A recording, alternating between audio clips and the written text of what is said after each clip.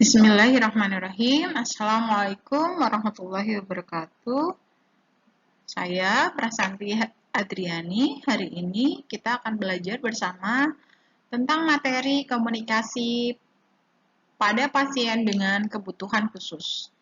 Mungkin beberapa kali kita melihat pasien dengan kebutuhan khusus, dan kita perlu belajar bagaimana cara memahami dan berkomunikasi dengan baik untuk pasien dengan kebutuhan khusus. Mari kita mulai belajar hari ini.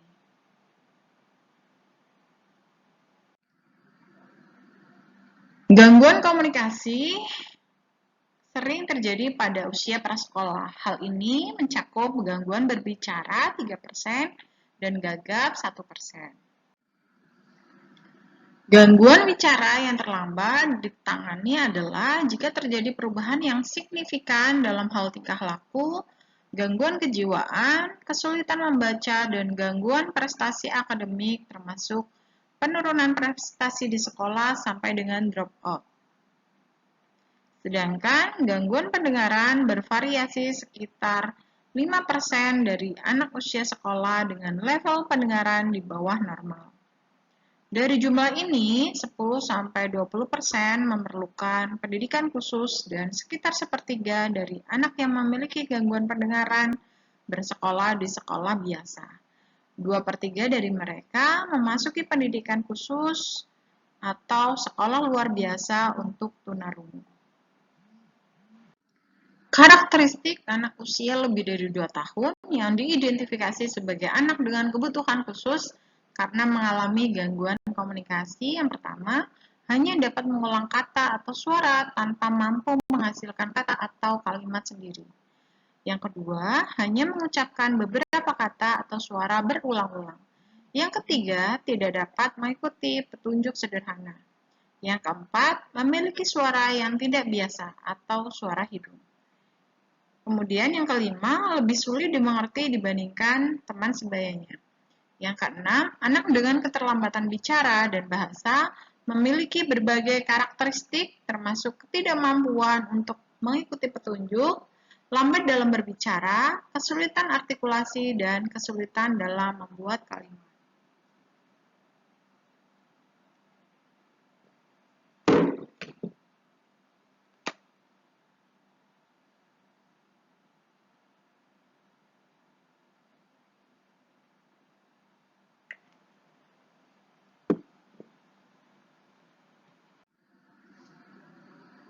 Karakteristik lain anak dengan kebutuhan khusus karena mengalami gangguan komunikasi sebagai berikut. Yang pertama adalah gagap, adalah gangguan dalam berbicara yang muncul antara usia 3-4 tahun dan dapat berkembang menjadi kasus yang kronik apabila tidak ditangani secara adekuat. Gagap dapat secara spontan menghilang pada usia remaja. Anak dengan gangguan pendengaran dapat muncul dengan berkurangnya kemampuan pendengaran. Deteksi dan diagnosa dini gangguan pendengaran sebaiknya segera dilakukan dan ditangani dengan segera. Macam-macam gangguan komunikasi pada anak dengan kebutuhan khusus. Yang pertama, gangguan bahasa, gangguan bicara, gangguan suara, dan gangguan irama. Yang pertama, gangguan bahasa. Bahasa adalah apa yang disampaikan dengan kata-kata atau ujaran dan bukan tulisan. Hal ini sesuai dengan kaidah pertama bahasa, yakni sebagai lambang bunyi. Seorang pembicara akan selalu sadar apa yang ia katakan, tetapi ia tidak sadar bagaimana dia mengatakannya. Akan tetapi, tidak semua orang dapat menggunakan bahasa dengan baik dan mudah. Ada sebagian orang yang memerlukan kebutuhan khusus karena ia bermasalah atau mengalami gangguan dalam menggunakan bahasa.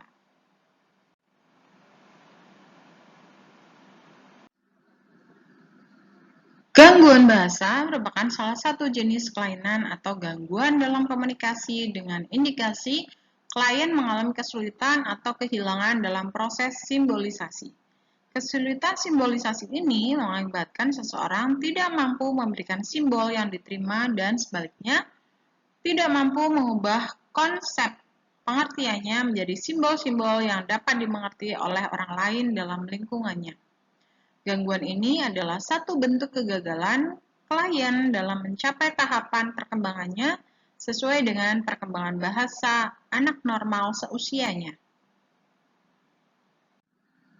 Beberapa bentuk gangguan bahasa adalah keterlambatan dalam perkembangan bahasa dan afasia.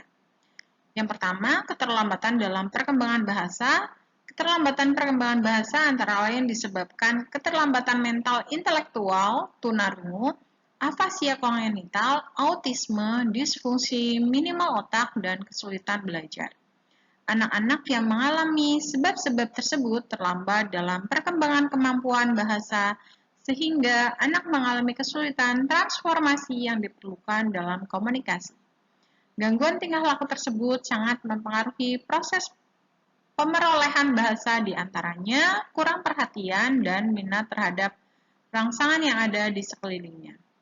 Perhatian yang mudah beralih, konsentrasi yang kurang baik, nampak mudah bingung, cepat putus asa, kreativitas dan daya khayalnya kurang, serta kurangnya pemilikan konsep diri.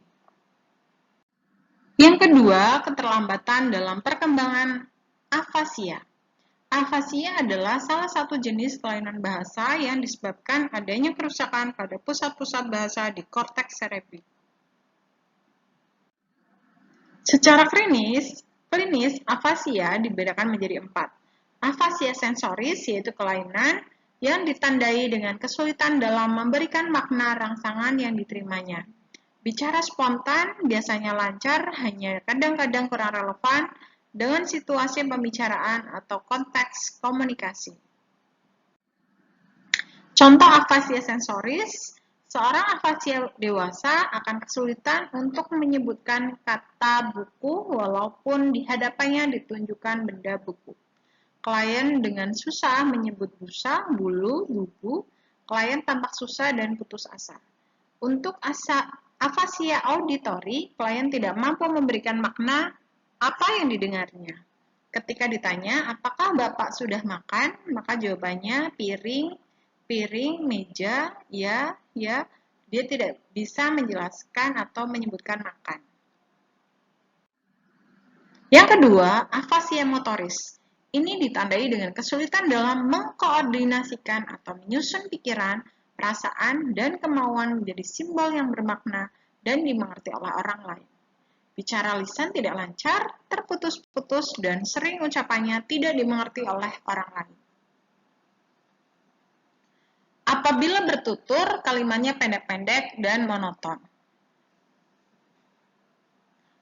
Seseorang dengan kelainan ini mengerti dan dapat menginterpretasikan rangsangan yang diterimanya. Hanya untuk mengekspresikannya mengalami kesulitan. Pasien afasia motoris mengerti dan dapat menginterpretasikan rangsangan yang diterimanya tetapi tidak mampu mengekspresikan bahasanya.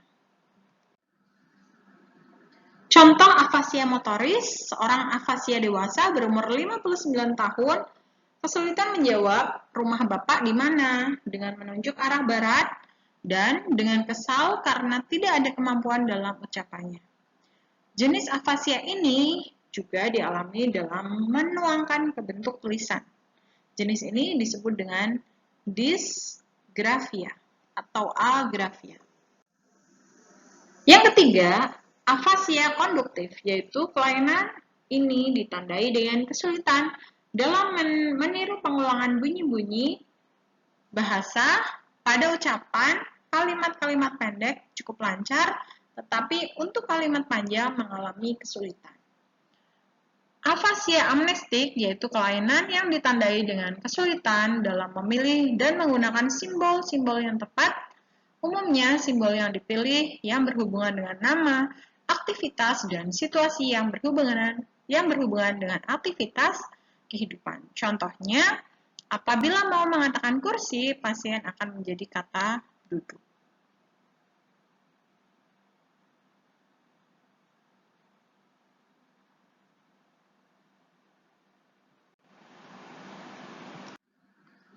Yang kedua, gangguan bicara. Perkembangan bahasa tidak dapat dipisahkan dengan perkembangan bicara.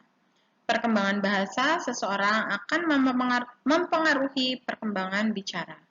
Perkembangan bahasa dipengaruhi oleh situasi dan kondisi lingkungan ketika anak dibesarkan. Kelainan bicara merupakan salah satu jenis kelainan atau gangguan perilaku komunikasi yang ditandai dengan adanya kesalahan proses produksi bunyi bicara. Kelainan proses produksi menyebabkan kesalahan artikulasi baik dalam titik artikulasinya maupun cara pengucapannya.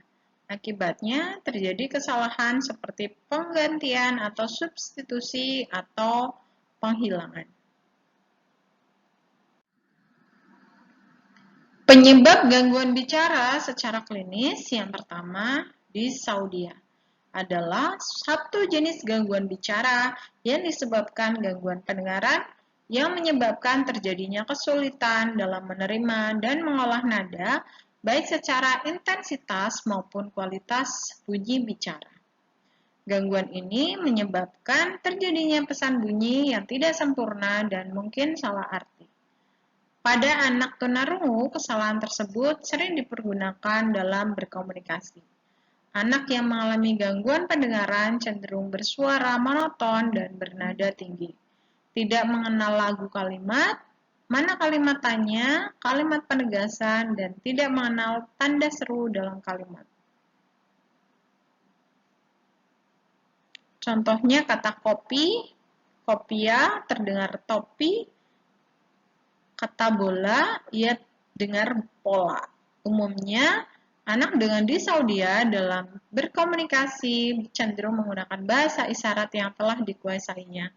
Namun, tidak semua lawan bicaranya dapat menerima sehingga komunikasi secara umum, komunikasinya terganggu.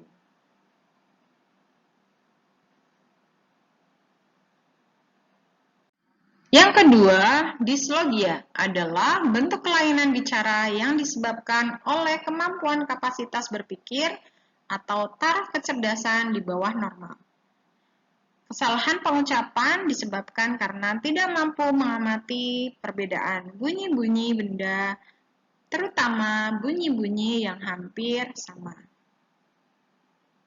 Contoh, kata tadi diganti dengan tapi. Kopi dengan topi. Rendahnya kemampuan mengingat menyebabkan penghilangan suku kata atau kata pada waktu mengucapkan kalimat. Contoh, makan diucapkan kan, pergi diucapkan gi, ibu pergi ke pasar diucapkan bu, gi, cal.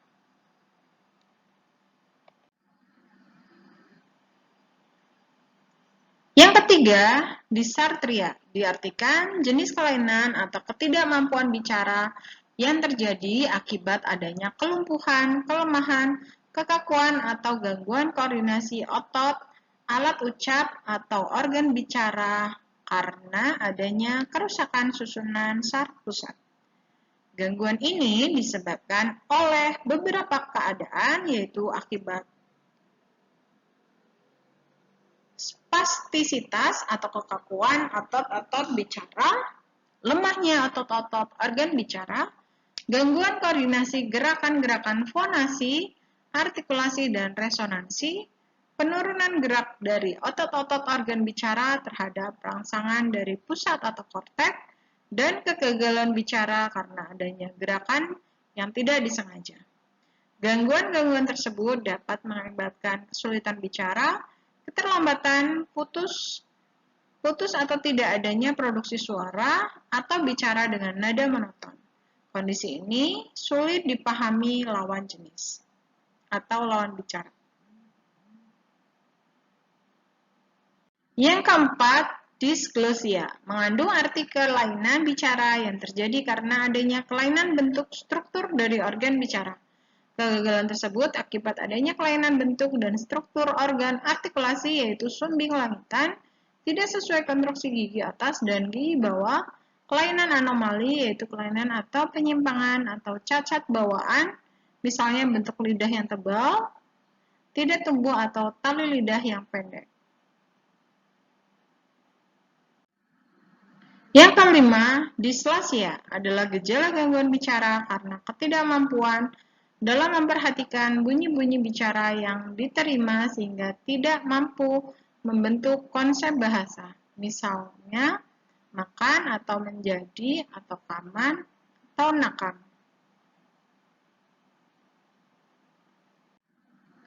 Ketiga, gangguan suara. Gangguan suara yaitu salah satu jenis gangguan komunikasi yang disebabkan adanya gangguan pada proses produksi suara. Macam gangguan suara tersebut sebagai berikut. Yang pertama, kelainan nada. Gangguan pada frekuensi getaran pita suara pada waktu fonasi yang berakibat pada gangguan nada yang diucapkan. Kedua, kelainan kualitas suara. Gangguan suara yang terjadi karena adanya ketidaksempurnaan kontak antara pita suara pada saat aduksi sehingga suara yang dihasilkan tidak sama dengan suara yang biasanya. Contoh gangguan suara menjadi sengal, mengecil, atau membesar. 3. Afonia, yaitu kelainan suara yang diakibatkan ketidakmampuan dalam memproduksi suara atau tidak dapat bersuara sama sekali karena kelumpuhan pita suara.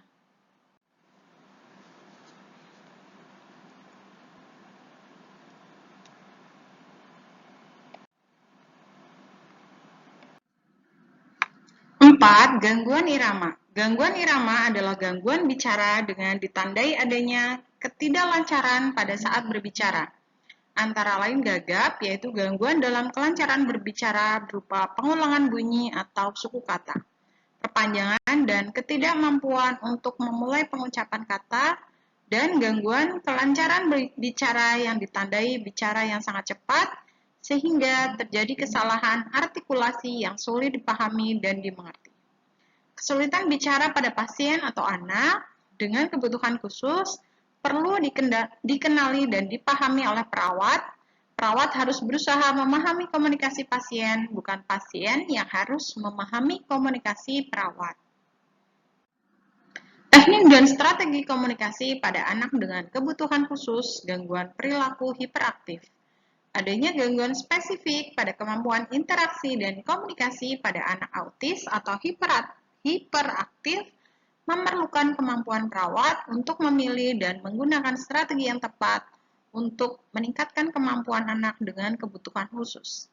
Perawat, orang tua, atau orang dewasa lain harus menunjukkan kesabaran yang tinggi waktu berkomunikasi dan berinteraksi. Komunikasi dengan anak yang mengalami kerusakan hubungan sosial atau kerusakan komunikasi verbal karena autis atau hiperaktif perlu selektif dalam memilih teknik karena ada hal-hal yang tidak disenangi anak. Komunikasi bisa dilakukan secara verbal ataupun non-verbal. Pada prinsipnya, komunikasi yang dilakukan bertujuan untuk mempertahankan kenyamanan dan keselamatan klien, serta menjaga interaksi dan memperbaiki kerusakan komunikasi. Teknik komunikasi yang efektif digunakan untuk anak autis dan hiperaktif. Komunikasi nonverbal, bahasa tubuh, dan sikap, menerima anak secara utuh, menjaga kontak mata dan menjaga jarak fisik, tetap rileks, jangan panik, dan selalu senyum, jangan marahi anak, gunakan nada suara lembut, terutama jika klien menunjukkan emosi yang tinggi. Peluk anak walaupun dia menolak dan tidak memaksakan pelukan jika anak menolak. Hindari bahasa tubuh tidak sabar seperti rolling mata, kaki penyadapan, atau mendesah. Memberi contoh perilaku yang tepat, tetap rileks, tenang, sabar, dan ikhlas.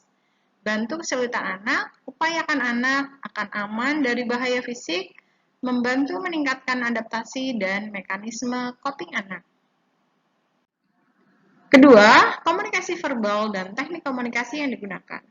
Pertanyaan sederhana atau tertutup karena anak atau klien sangat tidak kooperatif. Mengulang pembicaraan yang kurang jelas, memperjelas ungkapan verbal anak, jangan berbicara sambil berjalan, bicara singkat dan jelas sesuai kemampuan menerima anak, memfokuskan, dan lain-lain yang sesuai dengan kondisi anak. Penerapan strategi komunikasi pada pasien dengan kebutuhan khusus gangguan perilaku hiperaktif.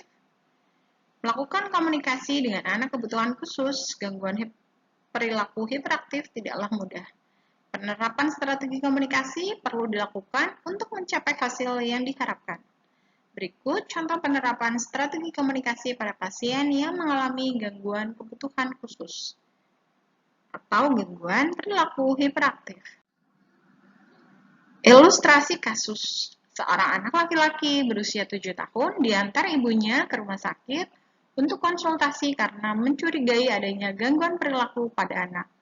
Menurut ibu, anaknya tidak bisa duduk diam, sering lari-lari ke jalan raya, memanjat tembok atau pohon tanpa rasa khawatir dan tampak selalu gelisah. Saat pengkajian, tampak anak selalu gelisah, tidak bisa duduk diam, tidak ada kontak mata, dan tidak respon dengan panggilan.